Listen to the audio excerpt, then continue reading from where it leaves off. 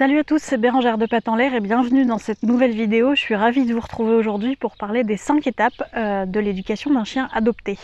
Beaucoup d'entre vous ont des chiens qui viennent de refuges, d'associations ou même de particuliers, donc il me semblait important quand même de faire cette vidéo parce que l'éducation d'un chien qui a été adopté adulte ou même à quelques mois, mais surtout adulte, n'est quand même pas la même qu'un chiot qui arrive à la maison à 2 mois et qui sort d'un élevage tout à fait respectueux, tout à fait positif et qui est neutre dans son vécu, ou du moins qui est positif dans un sens au moins neutre. C'est absolument pas la même chose, donc je voulais qu'on en parle ensemble aujourd'hui pour vous aider dans ce sens si vous avez accueilli dernièrement un de ces chiens ou si vous allez accueillir un de ces chiens. Déjà, merci d'accueillir un de ces chiens parce que c'est pas tout le monde qui décide de prendre un chien qui a déjà un vécu. Contrairement à ce qu'on pense, les refuges ne sont pas remplis de chiens complètement timbrés, absolument pas. Les chiens qui sont abandonnés le sont souvent pour des mauvaises raisons, on va dire, si je peux me permettre de dire ça comme ça. Par exemple, les personnes qui divorcent et qui ne veulent pas, qui ne savent pas comment se partager le chien ou lequel va garder le chien, les personnes qui ne s'occupent pas de leur chien décident de l'abandonner, les personnes qui, on y arrive, partent en vacances l'été et dont le chien prend un peu trop de place ou n'est pas prévu dans le budget des vacances, abandonnent leur chien. On est quand même les champions d'Europe en abandon. Donc il y a une multitude de raisons qui font qu'on abandonne les chiens, mais les chiens complètement timbrés en refuge, en association sont quand même une très large minorité, donc ne vous fiez pas à ces idées reçues-là, et si vous désirez vous adopter un chien, allez visiter les refuges et ce qui se trouve près de chez vous pour vous faire votre propre idée et peut-être avoir un coup de cœur. Personnellement, je sais que les 3 viennent, alors 2 des 3 de nos chiens viennent de particuliers, parce que personnellement je n'étais pas assez renseignée là-dessus quand j'ai pris Bounty. Je peux pas vous le déconseiller ou vous le conseiller d'adopter chez un particulier, c'est quand même plus à risque qu'en refuge où ce sont des professionnels. Et d'un côté, quand on adopte chez un particulier, oui on sauve le chien, mais quelque part on soutient ce fait d'abandonner, même si je vous l'accorde, vaut mieux récupérer le chien que de le laisser dans une misère pas possible si c'est le cas. Dans une association, quand on dit souvent que quand vous adoptez un chien dans une association, en fait vous sauvez 2 chiens, parce que vous sauvez ce chien que vous adoptez et vous libérez une place pour un prochain. Voilà, et Kira, Jérémy l'a adopté parce qu'il l'a vu en forte détresse sur un groupe Facebook, donc il n'a pas pu se retenir d'aller l'adopter. Voilà, et Lana vient d'une association, j'ai beau eu la voir à 2 mois, là aussi dans les associations vous avez souvent quand même des chiots, donc si vous voulez un chiot et en même temps aider une association, il y a des associations qui recueillent des chiots. Lana, je l'ai eu à ces 2 mois, c'était un chien de ferme qui a été recueilli, enfin c'était une portée non désirée d'une chienne de ferme qui a été recueillie par une association, et donc j'ai eu ma chienne comme ça. Voilà, pour cette petite grosse introduction, quand même, 3 minutes, c'est quand même balèze. Donc on commence dans le vif du sujet. La première étape de cette future adoption, c'est de lui faire une vraie place. Parce que quand le chien arrive chez vous, il va falloir qu'il se sente directement qu'il ait déjà ses affaires, qu'il puisse se faire déjà ses petites...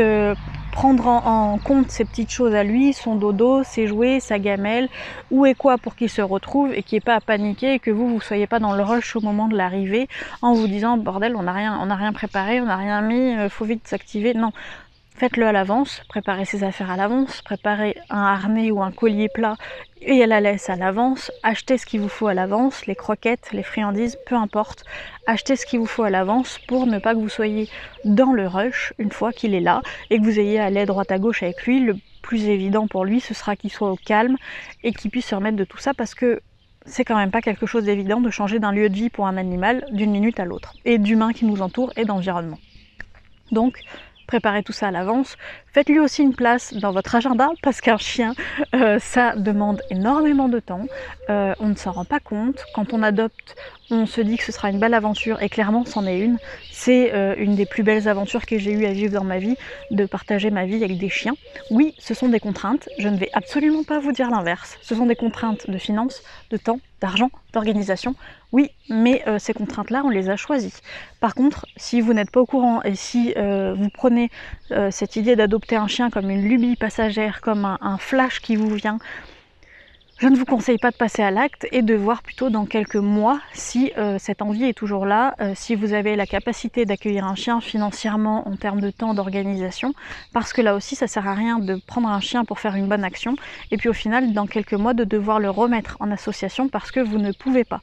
Vraiment, c'est vraiment à prendre en compte, donc vraiment assurez-vous que vous aurez le temps de vous en occuper, l'envie, tous les jours, en plein hiver, imaginez-vous, imaginez-vous en plein hiver, par le pire des temps, par le pire de la situation, par une journée bien pourrie comme on les aime, et devoir quand même vous occuper de ce petit être qui compte sur vous, voilà. Même si vous avez un jardin, vous allez devoir sortir votre chien, voilà, ça ne lui suffira pas, je préfère vous le dire maintenant.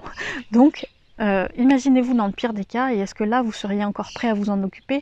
Si vous adoptez un chiot, êtes-vous prêt à, pendant quelques semaines, essuyer les pipis? Êtes-vous prêt à prendre en charge une éducation qui est quand même pas lourde, mais qui est quand même qui demande des connaissances, qui demande du temps, qui demande un soutien, qui peut demander l'arrivée d'un éducateur canin. Je vous le conseille aussi, ça de le prévoir en avance, un budget pour avoir des séances d'éducation canine. Vous serez sûr de prendre le bon départ, donc n'hésitez pas avec ça. Si vous avez besoin, n'hésitez pas, on propose des suivis à distance qui se font très bien, notamment pour les chiots. Donc n'hésitez pas à me contacter si vous avez besoin de ce genre de séance, ce sera avec plaisir qu'on vous aidera, Jérémy et moi, dans ce sens-là. Et évidemment, la troisième place que va prendre votre chien, c'est au niveau aussi émotionnel, donc il va falloir être prêt à faire face émotionnellement à toute cette vague qui peut vous submerger. Voilà. En deuxième point, dans les 5 étapes de l'adoption d'un chien, c'est de connaître son vécu. Alors quand vous adoptez chez un particulier, tout est toujours parfait et tout s'est toujours très bien passé, hein. On se demande même pourquoi certains abandonnent leur chien. Personnellement, j'ai pu me rendre compte dès les premières minutes où je suis partie de la maison où elle était avec Bounty que en fait tout n'allait pas du tout, et clairement cette chienne, ça a été le plus grand enseignement de ma vie, elle a changé ma vie, c'est grâce à elle que c'est mon métier aujourd'hui, mais quelqu'un de moins passionné, si je peux y arriver, tout le monde peut y arriver, mais quelqu'un de moins passionné, qui tient moins dans le temps, qui est moins têtu que moi, aurait sûrement lâché. Même mon vétérinaire m'avait dit, dès les vaccins, donc dès les quelques jours où je l'avais, parce que j'ai pris rendez-vous avant de l'avoir, m'a dit on va l'euthanasier. Bah non, on va pas l'euthanasier. Mais clairement, il m'a dit on prend rendez-vous. Bah j'ai dit pourquoi, vu qu'on vient de faire les vaccins. Bah on va l'euthanasier, tu vas jamais tenir avec un chien pareil. Parce que j'avais 19 ans à l'époque, donc je comprends qu'un professionnel puisse dire ça, mais non. Mais donc, prenez en compte ça, et prenez en compte que vous ne saurez jamais tout en plus. Que vous pouvez très bien partir avec un chien où tout semble aller, et en fait, c'est pas le cas. Il faut être armé face à ça. Oui, c'est pas tous les chiens d'adoption qui sont présents en refuge ou chez les particuliers qui ont des problèmes de comportement, mais il faut vous en assurer au maximum. Après, on peut pas empêcher les gens de mentir, donc c'est à vous de faire la part des choses et d'être prêt au cas où ça arrive. Quand même, avec un chien en refuge, qui vient d'un refuge, vous avez affaire à des professionnels. Donc, si vous choisissez quand même bien votre refuge, parce que là aussi, il y a des refuges qui sont à fuir, clairement. Si vous choisissez bien le refuge à qui vous faites confiance, là aussi, vous aurez les informations qu'il a de l'ancien propriétaire. Parce que là aussi, quand les gens abandonnent leur chien, si c'est pas au bord de la route, déjà, c'est bien. Mais de l'amener au refuge et d'avouer que ça vient pas forcément du chien mais de nous, ça peut ne pas être évident. Donc on a à la fois des gens qui ne disent pas tout, et à la fois on peut aussi avoir des gens qui en rajoutent et qui disent que ce chien est vraiment pénible. Par exemple Bounty, elle était catégorisée comme fugueuse. C'est une chienne qui allait courir sur l'autoroute A7, clairement, c'est pas une façon de parler, c'est vraiment une chienne qui allait faire un footing sur l'autoroute dès que elle trouve un trou dans le grillage de son ancienne maison. Et donc ses anciens propriétaires m'avaient dit attention, elle est fugueuse.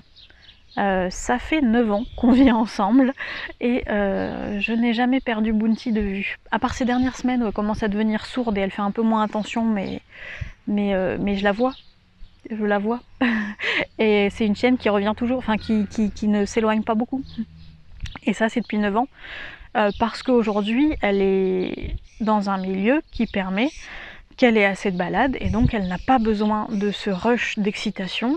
Et elle n'a pas besoin de fuir et de courir et de voilà, parce qu'elle est bien où elle est, tout simplement. Donc il y a aussi ça à prendre en compte, le fait que des fois on va vous dire des choses qui ne seront pas applicables chez vous, parce que vous n'offrirez pas le même cadre de vie et les mêmes expériences à ce chien que ce qu'il a connu par le passé. Troisième point au niveau de l'éducation de ce fameux chien, reprenez l'éducation. C'est-à-dire que personnellement j'ai adopté un chien pendant quelques mois il y a plusieurs années. Et ce chien était éduqué en allemand. Alors moi, j'avoue, hein, c'est l'extrême que je vous dis là, mais ce chien était éduqué en allemand. Du coup, on a dû tout reprendre de zéro.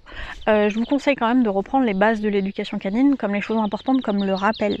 Le rappel, c'est hyper important. Vous ne savez pas comment ce chien était éduqué à revenir, avec quels mots, avec quels gestes, avec quels termes. Si ça se trouve, c'est un chien qui portait un collier électrique pour revenir, on ne le sait pas.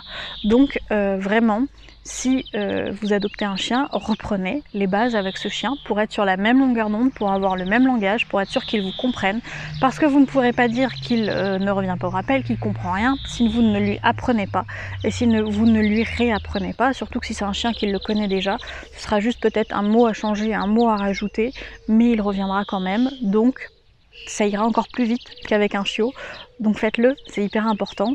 Et voilà, c'est aussi une façon de prendre soin de ce chien, d'apprendre à le connaître, d'apprendre à se connaître et de bien évoluer ensemble. Donc ne vous en privez pas, pitié, ne vous en privez pas. Voilà. Quatrième point, soyez patient. Parce que ce chien vient de changer d'environnement, ce chien a changé de famille, ce chien a changé de vie, ce chien prend un nouveau départ.